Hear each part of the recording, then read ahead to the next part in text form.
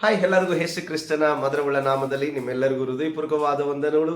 ಉದಯ ಕಾಲದ ಆತ್ಮಿಕ ಉಪಹಾರ ಕಾರ್ಯಕ್ರಮಕ್ಕಾಗಿ ಎಲ್ಲರಿಗೂ ಶುಭ ಮುಂಜಾನೆ. ನಿಮ್ಮೆಲ್ಲರಿಗೂ ಶುಭವಾಗಲಿ. ಸ್ನೇಹಿತರೆ, ಆತ್ಮೀಯರೇ, ದೇವರ ದಿನ ಕೊಚ್ಚಂಥ ವಾಕ್ಯವನ್ನು ನಾವು ಧ್ಯಾನಿಸಿಕೊಳ್ಳೋಣ. ದೇವರು ಕೊಚ್ಚಂಥ ವಾಕ್ಯ ಸತ್ಯವೇದದಲ್ಲಿರುವಂಥ ಅಧ್ಯಾಯ ಎಂಬ ಪುಸ್ತಕ, ಅದರಲ್ಲಿ 1ನೇ ಅಧ್ಯಾಯ 6ನೇ ವಚನದಲ್ಲಿ ದೇವರ ವಾಕ್ಯ ಹೀಗೆ ಹೇಳುತ್ತದೆ: ನೀವು ಬಿತ್ತಿದ ಬೀಜವು ಬಹಳ, ತಂದ ಫಲವು ಸ್ವಲ್ಪ.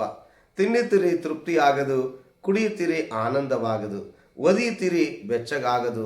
ಸಂಬಳಗಾರನು ಸಂಬಳ ಹಾಕುವ ಚೀಲ ತೂತನದು ಎಂಬುದಾಗಿ. ನೋಡ್ರಿ, ಸಂಪಾದನೆ ಮಾಡೋದೆಲ್ಲ ಕೂಡ ಎಲ್ಲೋ ಒಂದಲ್ಲಿ ಹೋಗ್ತಿದೆ. ಬಂಡವಾಳ ಜಾಸ್ತಿ ಆಗ್ತಿದೆ, ಆದರೆ ಲಾಭ ಸ್ವಲ್ಪ ಬರ್ತಾ ಇದೆ. ನಿಜವಾಗ್ಲಿ ಮಾಡುವ ಎಲ್ಲ ಪ್ರಾಯಸದಲ್ಲಿ ಕಷ್ಟಪಟ್ಟು ಬೆವರು ಸುರಿಸಿ ಮಾಡ್ತಾ ಇದ್ದರೂ ಕೂಡ ಸರಿಯಾದವಾದಂಥ ಒಂದು ಆದಾಯ ಸಿಗ್ತಾ ಇಲ್ಲ, ನಮಗೆ ತೃಪ್ತಿ ಆಗ್ತಾ ಇಲ್ಲ. ನಾವೊಂದು ಉತ್ತಮವಾದ ಮನೆ ಕಟ್ಕೊಳ್ಳೋದಕ್ಕ, ಇಲ್ಲ ಉತ್ತಮವಾದಂಥ ಒಂದು ಏನಾದರೂ ಮಾಡಿಕೊಳ್ಳಬೇಕಂತ ಆಸೆ ಉಳ್ಳವರಾದರೂ ಕೂಡ ಅದನ್ನು ಅನುಭವಿಸದೆ ಇರೋದಕ್ಕೆ ಕಾರಣ ಏನಂತಂದರೆ, ನಿಜವಾಗ್ಲಿ ನಾನು ಹೇಳ್ತೀನಿ, ಅದಕ್ಕಿಂತ ಹೆಚ್ಚಾಗಿ ನಾನು ಹೇಳಕ್ಕೆ ಇಷ್ಟಪಡ್ತೀನಿ.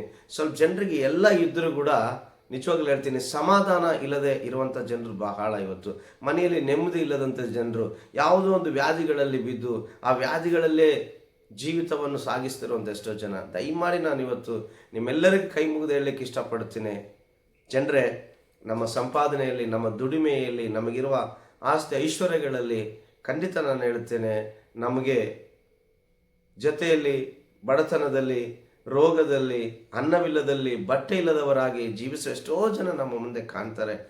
ಕೈಲಾದಷ್ಟು ನೀವು ಸಹಾಯ ಮಾಡಿ ಅವರಿಗೆ ಬಟ್ಟೆ ಇಲ್ಲದವ್ರಿಗೆ ಬಟ್ಟೆ ಕೊಟ್ಟು, ಊಟ ಇಲ್ಲದವ್ರಿಗೆ ಊಟ ಕೊಟ್ಟು, ಆ ರೋಗದಲ್ಲಿದ್ದವರಿಗೆ ಅವ್ರಿಗೆ ಬೇಕಾದಂಥ ಮೆಡಿಸಿನ್ಸ್ಗಳನ್ನು ಸಹಾಯ ಮಾಡಿ ನಿಜವಾಗಲಿ ಹೋಗುವುದಾದರೆ ಖಂಡಿತವಾಗಿ ನಾನು ಹೇಳ್ತೀನಿ, ದೇವರು ನಿಮ್ಮನ್ನು ಆಶೀರ್ವದಿಸಿ ನಿಮ್ಮ ಒಂದು ಸಂಪಾದನೆ, ನಿಮ್ಮ ಕಷ್ಟಾರ್ಜಿತವು ನೀವು ಅನುಭವಿಸಿ ತೃಪ್ತರಾಗುವಂತೆ ದೇವರು ಮಾಡುವವನಾಗಿದ್ದಾನೆ. ಯಾಕಂದರೆ ಯೇಸುಸ್ವಾಮಿ ಒಂದಿನ ಹೇಳ್ತಾನೆ, ನಾನು ಅನ್ನ ಇಲ್ಲದವನಾಗಿ ಬಂದಿದ್ದೆ, ನಾನು ಬಟ್ಟೆ ಇಲ್ಲದವನು ಬಂದಿದ್ದೆ, ನಾನು ಗಾಯ ಹೊಂದಿದವನು ಬಂದಿದ್ದೆ, ನೀವು ನನಗೆ ಅನ್ನ ಇರಲಿಲ್ಲ, ಬಟ್ಟೆ ಕೊಡಲಿಲ್ಲ, ನನ್ನ ಗಾಯವನ್ನು ಕಟ್ಟಲಿಲ್ಲ ಎಂಬುದಾಗಿ. ನಿಜವಾಗ್ಲಿ ನಾನು ಹೇಳುತ್ತೇನೆ, ಇದು ಯಾವ ರೀತಿಯಲ್ಲಿ ಬಂದಿದ್ದಾನಂತ ಅವ್ರು ಕೇಳುವಾಗ, ನಾನು ನಿಮ್ಮ ಮುಂದೆ ಅನ್ನ ಇಲ್ಲದವರಾಗಿ ಬಂದ್ರಲ್ಲ, ಅವ್ರ ರೂಪದಲ್ಲಿ ನಾನು ಬಂದೆ; ಬಟ್ಟೆ ಇಲ್ಲದವನಾಗಿ ಬಂದಲ್ಲ, ಅವನ ರೂಪದಲ್ಲಿ ನಾನು ಬಂದೆ; ಗಾಯ ಹೊಂದಿದವನಾಗಿ ಬಂದಲ್ಲ, ಅವನ ರೂಪದಲ್ಲಿ ನಾನು ಬಂದೆ ಎಂಬುದಾಗಿ.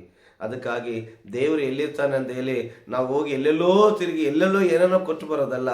ನಿಮ್ಮ ಎದುರಿಗೆ ಇರುವಂಥ ಎಷ್ಟೋ ಜನ ಊಟ ಇಲ್ಲದೆ, ಬಟ್ಟೆ ಇಲ್ಲದೆ, ಗಾಯ ಹೊಂದಿದವರಾಗಿ, ದಿಕ್ಕಿಲ್ಲದೆ ಎಷ್ಟೋ ಜನ ಇದ್ದಾರೆ. ಅಂಥವ್ರಿಗೆ ನೀವು ಸಹಾಯ ಮಾಡಿ, ನೀವು ನಿಜವಾಗ್ಲೂ ಹೇಳ್ತೇನೆ, ದೇವರಿಗೆ ಸಾಲ ಕೊಟ್ಟಂತೆ ಎಂಬುದಾಗಿ ವಾಕ್ಯ ಹೇಳ್ತದೆ. ದೇವರು ನಿಮ್ಮನ್ನು ಆಶೀರ್ವದಿಸಿ ನಿಮ್ಮ ಸಂಬಳದ ಚೀಲ ತೂತಿಲ್ಲದಂತೆ ದೇವರು ಮುಚ್ಚುವುದಕ್ಕೆ ದೇವರು ಶಕ್ತನಾಗಿರ್ತಾನೆ. ಅದಕ್ಕಾಗಿ ದಯಮಾಡಿ ನಿಮ್ಮ ಕೈಲಾದಷ್ಟು ಸಹಾಯಗಳನ್ನು ಮಾಡಿರಿ, ದೇವರ ಆಶೀರ್ವಾದವನ್ನು ಹೊಂದಿಕೊಳ್ಳ್ರಿ. ದೇವರು ನಿಮ್ಮನ್ನು ಆಶೀರ್ವದಿಸಲಿ. ಪ್ರಾರ್ಥಿಸಿಕೊಳ್ಳೋಣ. ಪರಲೋಕದಲ್ಲಿರುವ ಒಳ್ಳೆಯ ತಂದೆಯೇ, ಹೌದು ಸ್ವಾಮಿ, ಇವತ್ತು ಎಷ್ಟೋ ಜನರ ಜೀವನದಲ್ಲಿ ಎಷ್ಟೋ ಸಂಪಾದನೆಯನ್ನು ಆಸೆ ಪಡ್ತಾರೆ, ಬಟ್ ಅದನ್ನು ಹೊಂದದೆ ಹೋಗಿ ಇವತ್ತು ಎಷ್ಟೋ ನಿರಾಶೆಗೊಳಗಾಗ್ತಿದ್ದಾರೆ. ಹಾಗೆ ಎಷ್ಟೋ ಜನ ತೃಪ್ತಿ ಇಲ್ಲದಂತೆ, ದುಡಿದಿದ್ದು ತೃಪ್ತಿ ಇಲ್ಲದಂತೆ ಇವತ್ತು ಜೀವಿಸ್ತಾ ಇದ್ದಾರೆ. ಏನೋ ಅದರ ಒಂದು ಮಾಡಬೇಕನ್ನೋ ಆಸೆ ಉಳ್ಳವರಾದರೆ ಅದು ಮಾಡದೆ ಸೋತು ಹೋಗುವಂಥವ್ರಾಗಿದ್ದಾರೆ. ದೇವರೇ, ನಿಜವಾಗಲಿ ನೀನು ಹೇಳಿದ ಹಾಗೆ ಕರ್ತನೆ, ಅಪ್ಪ ಸ್ತೋತ್ರ, ನಿನ್ನಂತೆ ನಿನ್ನ ನೆರೆಯನ್ನು ಪ್ರೀತಿ ಮಾಡಿ, ಅನ್ನ ಇಲ್ಲದವ್ರಿಗೆ ಅನ್ನ ಇಟ್ಟು, ಬಟ್ಟೆ ಇಲ್ಲದವ್ರಿಗೆ ಬಟ್ಟೆ ಕೊಟ್ಟು, ಗಾಯ ಹೊಂದಿದವರಿಗೆ ನೀವು ಗಾಯ ಕಟ್ಟಿರಿ ಎಂಬುದಾಗಿ ಕರ್ತನೆ, ಅಂಥ ಒಂದು ಕಾರ್ಯಗಳನ್ನು ಮಾಡುವಂತೆ ಪ್ರತಿಯೊಬ್ಬರ ಮನಸ್ಸನ್ನು ಹೋಲಿಸಿ ಅವ್ರನ್ನ ಆಶೀರ್ವಾದ ಮಾಡು. ನೀನೇ ಮಹಿಮಂದು ನೋಡುತ್ತಿರುವ ಪ್ರತಿಯೊಬ್ಬರು ಕರ್ತನೆ ನಿನ್ನ ವಾಕ್ಯದಂತೆ ಜೀವಿಸುವುದಕ್ಕೆ ಕೃಪೆ ಮಾಡು. ನೀನು ಮಹಿಮೆ ಒಂದು ಯೇಸುವಿನ ನಾಮದಲ್ಲಿ ತಂದೆ, amen. Thank you. God bless you. ದೇವರು ನಿಮ್ಮನ್ನು ಆಶೀರ್ವಾದ ಮಾಡಲಿ.